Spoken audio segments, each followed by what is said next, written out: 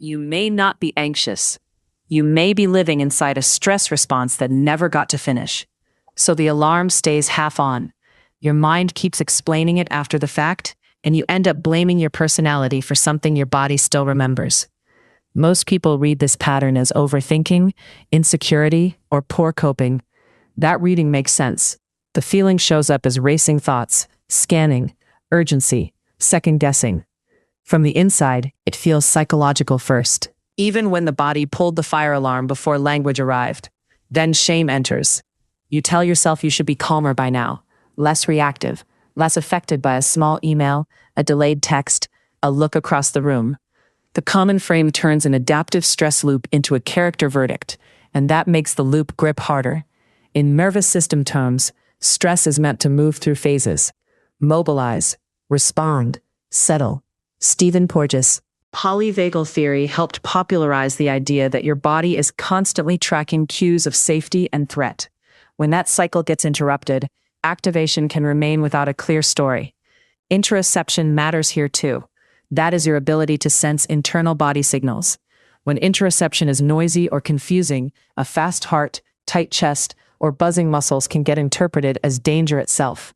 Then the mind starts building reasons for sensations that started earlier. Researchers like Alan Shore and Peter Fonagy have written about regulation happening between bodies before it becomes fully internal. So if stress often arrived without enough co-regulation, completion gets harder. Your system may stay prepared long after the actual moment has passed. The pattern often starts with interruption. You wanted to protest, leave, cry, shake, ask for help, or say no.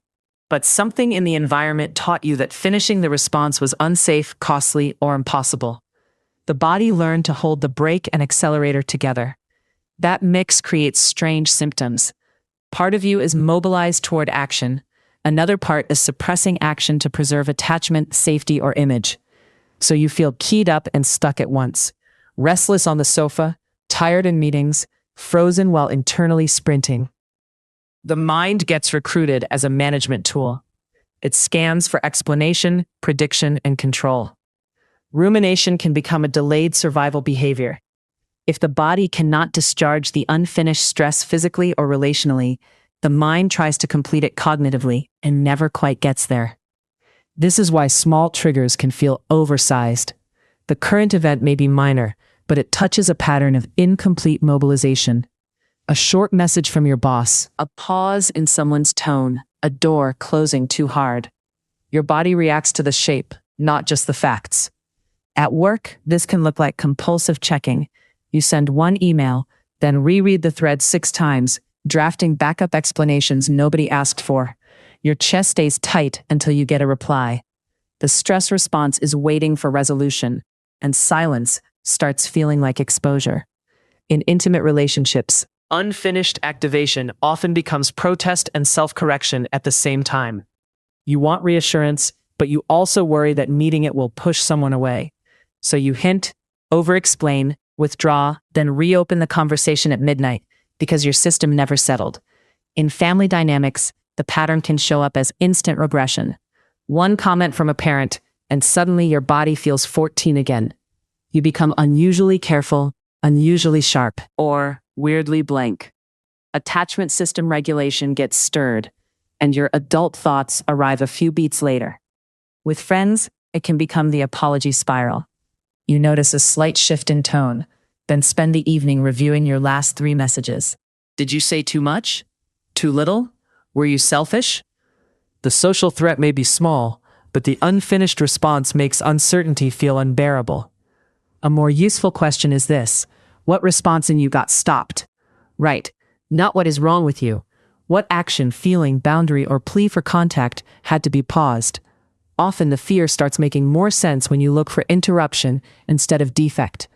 One practice this week is to name the state with plain language. My body is mobilized and unresolved, or something in me is waiting for completion.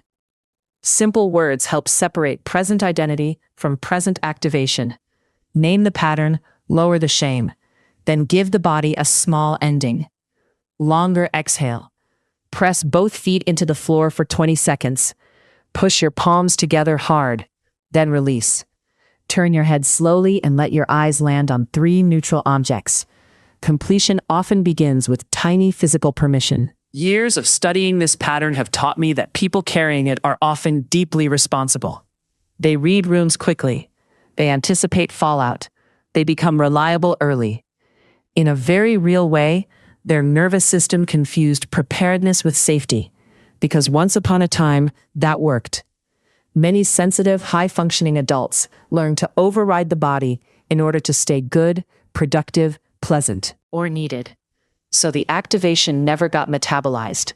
It got organized, put into competence, folded into being the one who handles things while quietly leaking energy. That is one reason rest can feel oddly agitating. When external demands drop, unfinished stress becomes easier to hear. You sit down, and the body starts sending old messages. Suddenly you want to check something, fix something, snack, scroll, tidy, or reopen a hard conversation. Sleep trouble often lives here too. The day ends, the noise lowers, and the unresolved material comes forward. Your body finally has enough silence to register its backlog. Then the mind mistakes that activation for fresh danger and starts producing midnight explanations. Perfectionism can be part of the same loop. Getting it exactly right promises closure. If nothing is left vulnerable, maybe the body can stand down, but the standard keeps moving. Because the original need was not flawless output. It was a settled nervous system. Conflict avoidance can belong here as well. People sometimes call it passivity. Often it is an unfinished survival calculation. If protest once threatened connection, your body may still pair honesty with risk.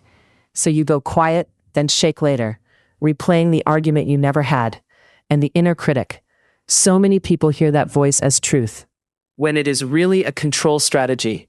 If you can blame yourself fast enough, maybe you can prevent abandonment, punishment, or chaos. Harsh self-talk often tries to close the loop before life does. Your feeling is real. Your first interpretation might not be. That line matters here. Sensation arrives first. Meaning arrives second. If you collapse those two steps, every body alarm becomes proof. If you separate them, you get a little room to respond with accuracy. So when the wave hits, try this sequence. First, locate the activation. Chest, throat, stomach, jaw, hands. Second, ask, what got interrupted? Third, ask whether anything small can complete now. A breath, a boundary, a walk, a message, a sentence you never said. Sometimes completion is private. You write the unsent reply. You press into a wall. You let anger move through your arms instead of turning it into self-attack. Sometimes completion is relational. You ask for clarity directly. You repair sooner. You let someone witness your unsettledness. What I have learned most is that this pattern can make kind people look difficult to themselves. They assume the intensity means immaturity or weakness. Usually, it means the system is still guarding an older threshold. Your nervous system is making sense, even when your life doesn't. There is grief in recognizing this. You may notice how many years got spent arguing with your reactions instead of understanding them. Still, that recognition is gentle ground. Once the pattern has a name, you can meet it earlier with less fear and less self-betrayal. Take a breath, name the pattern, and I'll see you in the next one. Which one of these landed too close to home? Be specific.